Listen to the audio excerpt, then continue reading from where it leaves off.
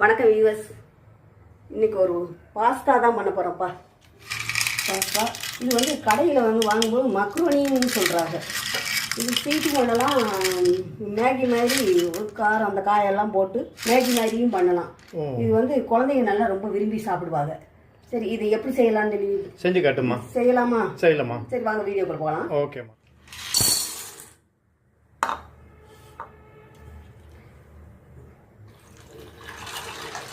ஒரு 2 டம்ளர் தண்ணி ஊற்றி இந்த பாஸ்தாவை ஒரு 10 நிமிஷம் வேக விடணும். கொஞ்சோண்டு உப்பு போட்டுக்கலாம்.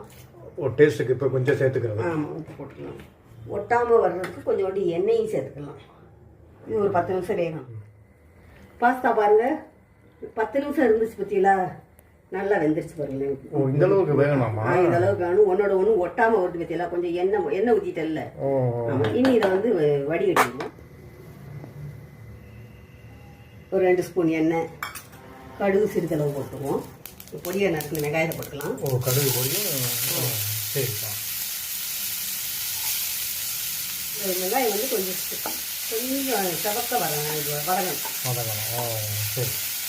காய் நான் என்கிட்ட பீன்ஸ் தான் இருக்குது. பீன்ஸும் குடமிளகாயும் நடிச்சுட்டு இருக்கேன். கேரட் இருந்தாலும் போட்டுக்கலாம்.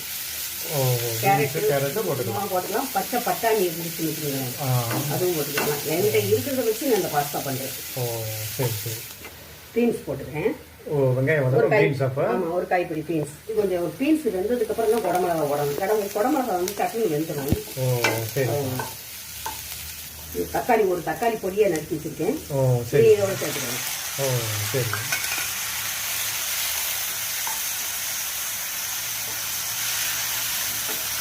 கொஞ்சம் தக்காளி கொஞ்சம் வதங்கினாலும் இந்த இஞ்சி பூண்டு இருக்குல்ல, பொடியாக நறுக்கி வச்சுருக்கீங்களா, இதையும் சேர்த்துக்கலாம். இல்லை பூண்டு பொடியாக.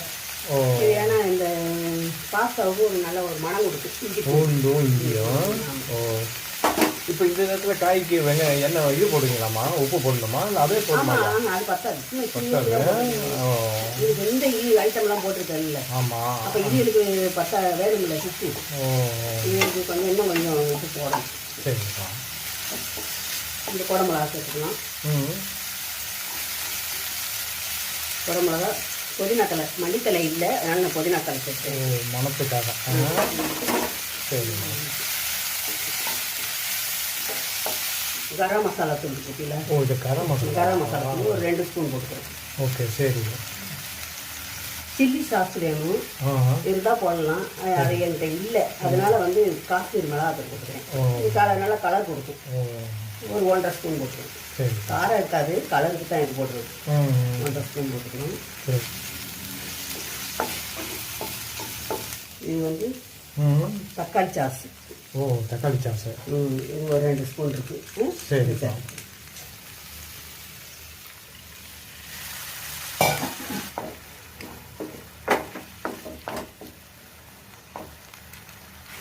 நம்ம அதில் போட்டோம் கீழே வேகும்போது கொஞ்சோண்டு கம்மியான உப்பு தான் போட்டேன். இந்த காயெல்லாம் போட்டுக்கனால உப்பு தேவைப்படும். கொஞ்சோண்டு உப்பு போட்டுருவோம்.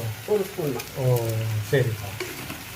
கொஞ்சம் தண்ணி ஊற்றிருக்கோம். எதுக்குன்னா பீன்ஸ் கொஞ்சம் வேகிறதுக்காக வேண்டிதான் தண்ணி ஊற்றிருக்கோம்.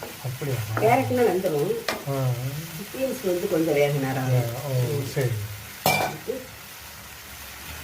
ஒரு ஸ்பூன் நெய் ஊற்றுவோம். குழந்தைய நல்லா விரும்பி சாப்பிடுவாங்க. பேச்சம்பழம் ஜாஸ்தி இருந்தால் கூட ஒரு ஸ்பூன் விடலாம்.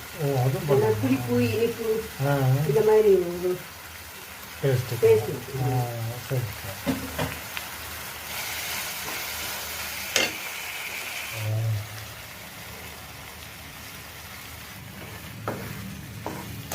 இதில் போட்டிருக்க உப்பு, சாஸெல்லாம் போட்டிருக்க பற்றியில இதெல்லாம் இந்த பாஸ்தாவில் நல்லா கிளறிவிட்டு ஒரு 5 நிமிஷம் மூடி வச்சிட்டோம்னாக்கா எல்லாம் ஒன்றா கலந்துடும், ஒன்றா மிக்ஸ் ஆகிடும்.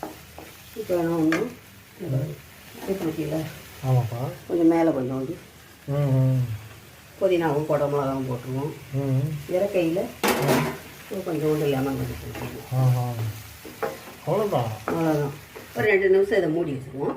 சரிப்பா. எல்லாம் ஒன்றா ஆவியில் வெந்துடும். அப்படியே வெந்துடும். சரிப்பா. 2 நிமிஷம் இருந்தது பற்றியில